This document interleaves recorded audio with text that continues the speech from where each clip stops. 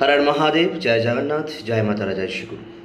বৃহস্পতি 18ই অক্টোবর কর্কট রাশিতে গমন করবে, অর্থাৎ ওটা বৃহস্পতি তুঙ্গস্থ ঘর। যখন বৃহস্পতি কালপুরুষের রাশিচক্রের চতুর্থ ঘরে অর্থাৎ কর্কট রাশি উচ্চ রাশিতে গমন করেন, তখন সারা পৃথিবীর একটা বার্তা, শুভ বার্তা বয়ে নিয়ে আসে। বহু কিছু আমরা পরিবর্তন দেখতে পাবো। তার মধ্যে কিছু রাশিরও পরিবর্তন হবে, যেমন হচ্ছে তুলা রাশি, মকর রাশি, মীন রাশি, কুম্ভ রাশি।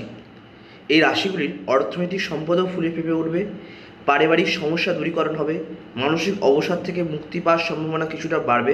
অবশ্যই আপনার জন্মছকে বৃহস্পতির অবস্থানও কিন্তু দেখতে হবে।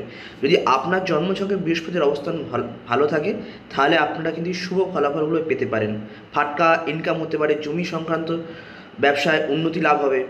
অবশ্যই আপনারা জন্মছকের বৃহস্পতিকে গুরুত্ব দিন। আর বৃহস্পতিকে যদি ভালো রাখতে চান, আপনারা প্রতিদিন বৃহস্পতি মন্ত্র জপ করুন, কেশরের তিলক পড়ুন, গরিবদের মুগের ডাল দান করুন, এতে আপনার বৃহস্পতি ভালো হবে। হর হর মহাদেব, জয় জগন্নাথ, জয় মাতারা, জয় শ্রী গুরু।